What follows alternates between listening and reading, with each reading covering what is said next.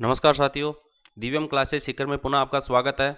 अनुपात और समानुपात की अपन 5 क्लासें पढ़ चुके हैं। आज पाठ 6 में अपन समानुपात के नियम और इसकी कुछ अन्य प्रकार के नियमों के बारे में जानकारी प्राप्त करेंगे।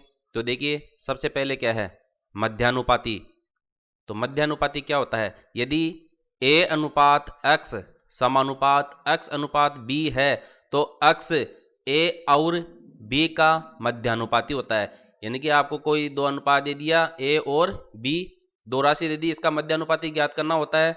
तो आपको बीच में समानुपात के बाईं तरफ और दाहिनी तरफ x मान लेना है और a और b को प्रथम और अंतिम स्थान पर लिखना है। फिर इनमें मध्य पदों का गुणनफल बराबर बाह्य पदों का गुणनफल करके हमें x का मान ज्ञात करना होता है। तो इसमें देखो, मध्य पदों का गुणनफल करते हैं तो x गुणा x बराबर बाह्य पदों का गुणनफल a गुणा b, तो ये हमें मिलता है x की घात 2 बराबर a b।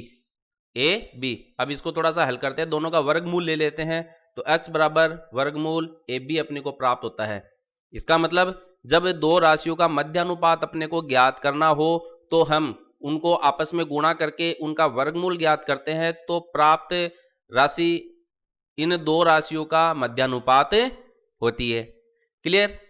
अब देखिए, दूसरा नियम क्या है? तृतीयानुपाती, थर्ड प्रपोर्शन।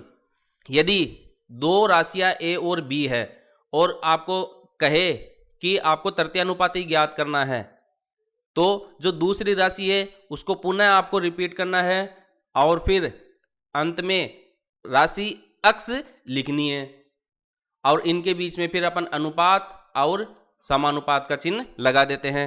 तो तृतीयानुपाती में क्या करते हैं देखिएगा, तृतीय अनुपात में जो राशि दी गई है उसी को एक बार दूसरे नंबर की जो राशि है उसी को रिपीट करके लिखते हैं और अंत में यानी कि चतुर्थ स्थान पर अपन x लिखते हैं और फिर इनके मध्य अनुपात और समानुपात का चिन्ह लगाकर मध्य पदों का गुणनफल बराबर होता है बाह्य पदों का गुणनफल के आधार पर हम इसके x का मान ज्ञात कर लेते हैं। तो x का मान मिलता है b स्क्वायर बटा a।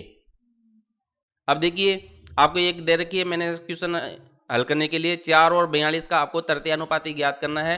तो आप इसको ज्ञात करें, आप इसको लिखेंगे 4 42 समानुपात 42 अनुपात x और इसको हल करके देखें। चतुर्थानुपाती, फोर्थ प्रपोर्शन, देखिए क्या होता है?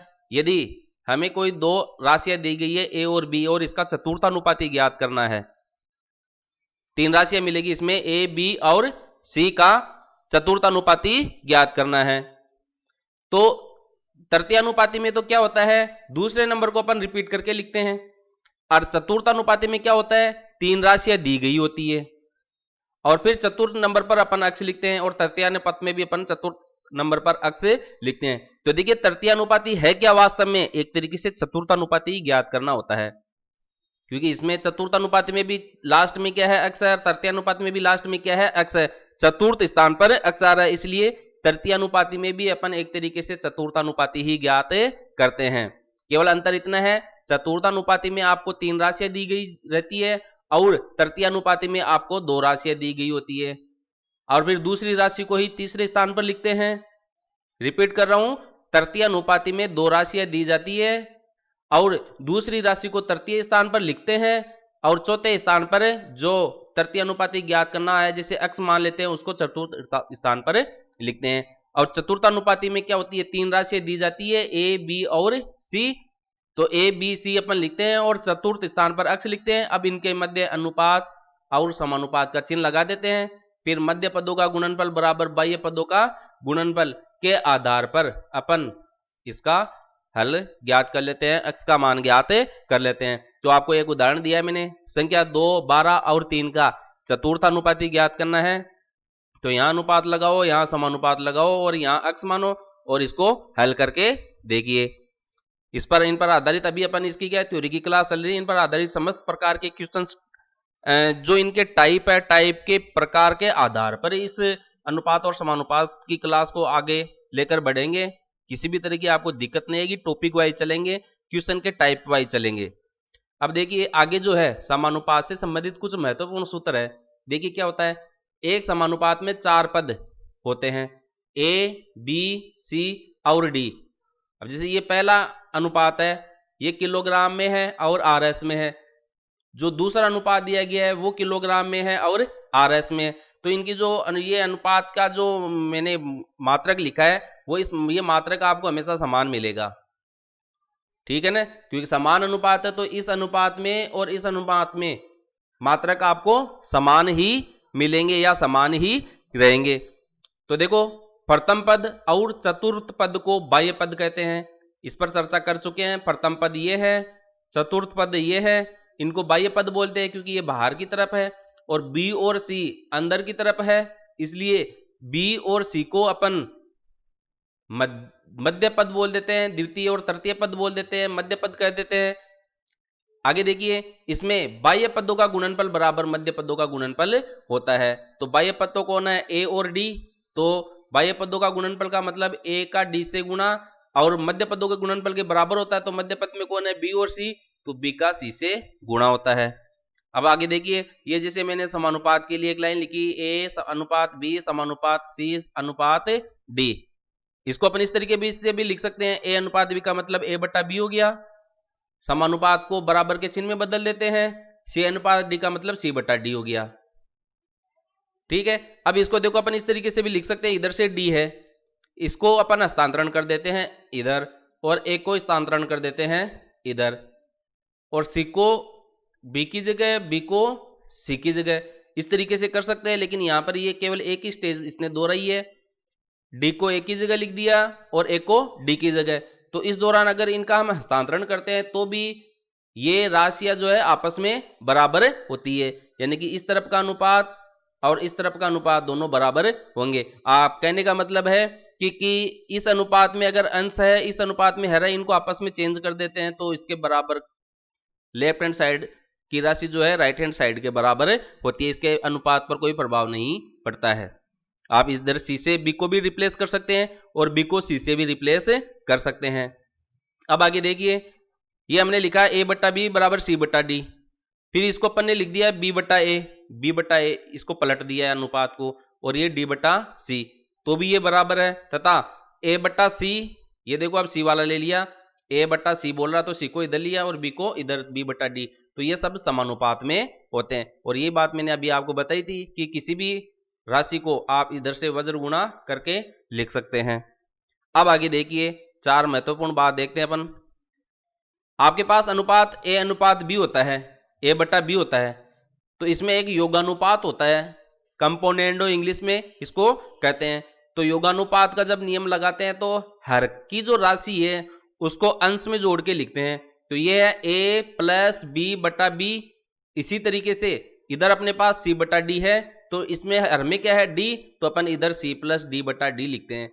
तो समानुपात के अंदर हर में जो राशि है उसको अगर अंश में जोड़कर लिख देते हैं तो वो जो प्राप्त अनुपात है वह योगानुपात कहलाता है। अब इसी तरीके से देखिए, हर में बी और डी सेम है अपने पास, बी और डी इसी को लेके चल रहे हैं, इन्हीं राशियों को बी और डी है, अगर इनको अंश में घटाकर लिखते हैं तो वो अंतरानुपात कहलाता है, डिवाइडेंडो कहलाता है, डिविडेंडो कहलाता है। ए माइनस बी बटा बी, सी माइनस डी बटा डी, देखो हर में बी है तो हमने इसके अंश में से घटा दिया, यहां हर में डी है तो हमने इसके अंश में से हर को घटा दिया है, तो ये अंतरानुपात है। अंतरानुपात इसलिए बोल रहे हैं क्योंकि माइनस का चिन्ह है, योगानुपात इसलिए कह रहे हैं क्योंकि प्लस का चिन्ह है। अब एक बहुत ही महत्वपूर्ण नियम होता है, ये गणित में बहुत जगह काम आता है, योगांतरानुपात, योग और अंतर का अनुपात। तो देखिए क्या होता है, अंश में ए बटा बी, अंश में ए है तो इधर देखो अपन ए लिखते हैं, अब योगांतरानुपात है तो योग और अंतर के रूप में लिखेंगे।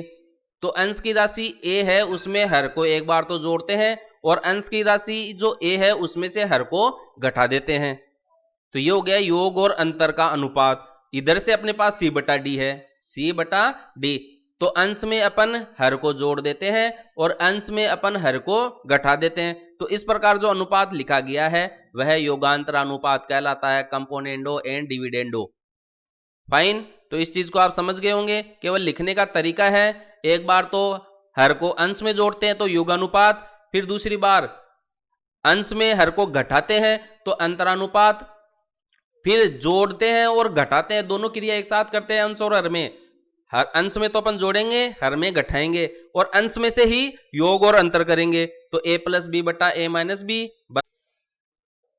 तो ये है अपने पास अंश में हर को जोड़ते हैं और अंश में हर को घटाते हैं, तो a प्लस बी बटा a माइनस बी बराबर, इसी तरीके से दूसरे अनुपात में काम में लेते हैं जो c बटा d का है, अंश में हर को जोड़ देते हैं बटा अंश में हर को घटा देते हैं, तो ये योगांतरानुपात कहलाता है। ये बहुत ही अधिक काम आता है, इस नियम को आपको बहुत बढ़िया तरीके से याद रखना है, योगांतरानुपात। ठीक है, योग और अंतर का अनुपात। अब आगे देखिए पांचवा बिंदु है, अनुपात है अपने पास कोई a बटा बी बराबर c बटा डी बराबर e बटा f, और इन सब का मान क्या है, एक एक कांस्टेंट k के बराबर है। ये एक नियत मान है, स्थिरांक बोल सकते हैं इसको आप, स्थिरांक बोल सकते हैं, कांस्टेंट बोल सकते हैं। तो जब अगर कोई भी अनुपात है वो सब आपस में बराबर है और एक स्थिर मान के बराबर है, तब हम उनको अंश से अंश में योग कर देते हैं, हर से हर में योग कर देते हैं, यानी कि अंश में जो राशि है उन सबको जोड़ देते हैं और हर में जो राशि है उन सबको जोड़कर एक अनुपात के रूप में लिख सकते हैं। और ऐसा करने पर भी अपने को जो इन सब का जो मान प्राप्त होगा वो उस स्थिरांक के बराबर ही होगा जो इन सब का अलग अलग के बराबर है, यानी कि k। अभी तो क्या है, इस एक अनुपात का मान के बराबर, इसका मान भी के बराबर और इसका मान भी के बराबर। इसको मैं ऐसे लिख सकता हूं, a बटा बी बराबर के, c बटा डी बराबर के, e बटा f बराबर के। इन सब का मान क्या है, इस स्थिरांक या नियतांक या कांस्टेंट के बराबर है।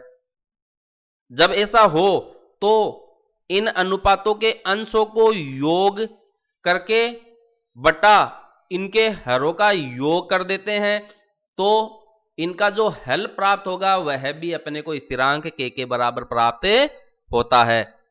तो अनुपात और समानुपात की जो थ्योरी की क्लास थी वो आज अपनी पूरी हो रही है। इसके बाद में अपन बिंदुवार प्रश्न की प्रकृति के अनुसार उसके प्रकार टाइप के आधार पर अनुपात और समानुपात के क्वेश्चन देखेंगे। 4 प्रकार के क्वेश्चन को लेके चलेंगे, इन 4 प्रकार के क्वेश्चनों पर आगे अपन स्टडी करेंगे।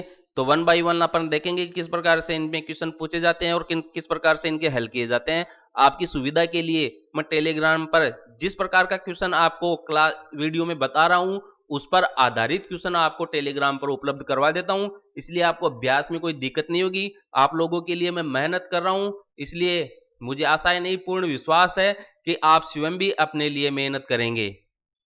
और हमेशा याद रखें, math is a game, play it with practice. Thank you. Video अच्छा लगे लाइक करें, शेयर करें, सब्सक्राइब करें, बेल आइकन को जरूर दबाएं ताकि जैसे ही मैं आपके लिए रोचकपूर्ण वीडियो बनाऊं उसका नोटिफिकेशन आपको प्राप्त हो सके और पढ़कर आप इसका लाभ उठा सके। धन्यवाद।